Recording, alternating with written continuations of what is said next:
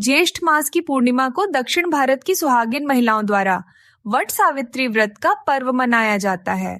कहा जाता है कि वट वृक्ष की जड़ डंडियों में ब्रह्मा, तने में भगवान विष्णु व डालियों व पत्तियों में भगवान शिव का निवास स्थान माना जाता है। इस व्रत में महिलाएं वट वृक्ष की पूजा करती हैं। सती सावित्री की कथा सुनने व वाचन करने से सौभाग्यवती महिलाओं की अखंड सौभाग्य की कामना पूरी होती है। पढ़े सावित्री और सत्यवान की कथा। भद्र देश के एक राजा थे जिनका नाम अश्वपति था। भद्र देश के राजा अश्वपति के कोई संतान न थी। उन्होंने संतान की प्राप्ति के लिए मंत्रोच्चारण के साथ प्रतिदिन 1,00,000 आहुतियां दी। 18 वर्षों तक यह क्रम जारी रहा। इसके बाद सावित्री देवी ने प्रकट होकर वर दिया कि राजन, तुझे एक तेजस्वी कन्या पैदा होगी। सावित्री देवी की कृपा से जन्म लेने के कारण से कन्या का नाम सावित्री रखा गया। कन्या बड़ी होकर बेहद रूपवान हुई। योग्य वर न मिलने की वजह से सावित्री के पिता दुखी थे। उन्होंने कन्या को स्वयं वर तलाशने भेजा। सावित्री तपोवन में भटकने लगी। वहां साल्व देश के राजा द्युम्नसेन रहते थे, क्योंकि उनका राज्य किसी ने छीन लिया था।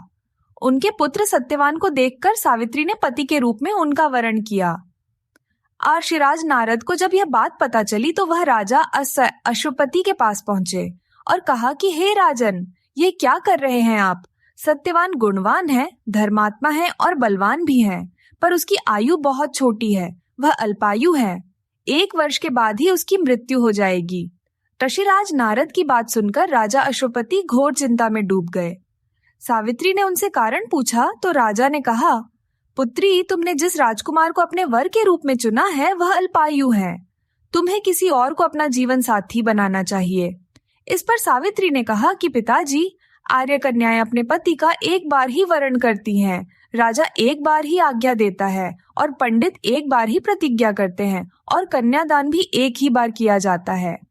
सावित्री हट करने लगी और बोली, मैं सत्यवान से ही विवाह करूंगी। राजा अश्वपति ने सावित्री का विवाह सत्यवान से कर दिया। सावित्री अपने ससुराल पहुंचते ही सास ससुर की सेवा करने लगी। समय बीतता चला गया। नारद मुनि ने सावित्री को पहले ही सत्यवान की मृत्यु के दिन के बारे में बता दिया था। वह दिन जैसे जैसे करीब आने लगा, सावित्री अधीर होने लगी। उन्होंने 3 दिन पहले से ही उपवास शुरू कर दिया।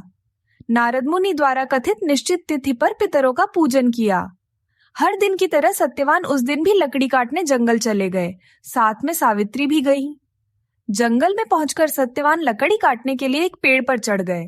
तभी उसके सिर में तेज दर्द होने लगा। दर्द से व्याकुल सत्यवान पेड़ से नीचे उतर गए। सावित्री अपना भविष्य समझ गई। सत्यवान के सिर को गोद में रखकर सावित्री सत्यवान का सिर सहलाने लगी। तभी वहां यमराज आते दिखे। यमराज अपने साथ सत्यवान को ले जाने लगे। सावित्री भी उनके पीछे पीछे चल पड़ी। यमराज ने सावित्री को समझाने की कोशिश की कि यही विधि का विधान है, लेकिन सावित्री नहीं मानी। सावित्री की निष्ठा और पतिपरायणता को देखकर यमराज ने सावित्री से कहा कि हे देवी, तुम धन्य हो, तुम मुझसे कोई भी वरदान मांगो। सावित्री ने कहा कि मेरे सास ससुर वनवासी और अंधे हैं, उन्हें आप दिव्य ज्योति प्रदान करें।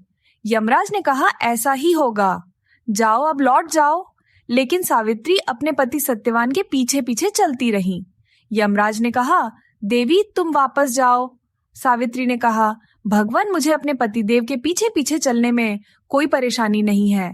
पति के पीछे चलना मेरा कर्तव्य है। यह सुनकर उन्होंने फिर से उसे एक और वर मांगने के लिए कहा।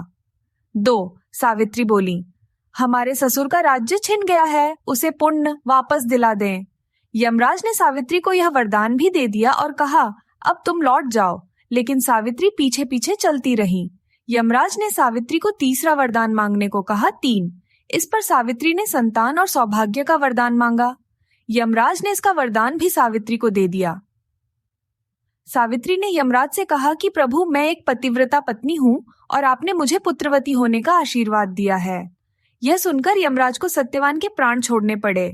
यमराज अंत ध्यान हो गए और सावित्री उसी वट वृक्ष के पास आ गई जहां उसके पति का मृत शरीर पड़ा था। सत्यवान जीवंत हो गया और दोनों खुशी खुशी अपने राज्य की ओर चल पड़े। माता पिता को दिव्य ज्योति प्राप्त हो गई है। इस प्रकार सावित्री सत्यवान चिरकाल तक राज्य सुख भोगते रहे।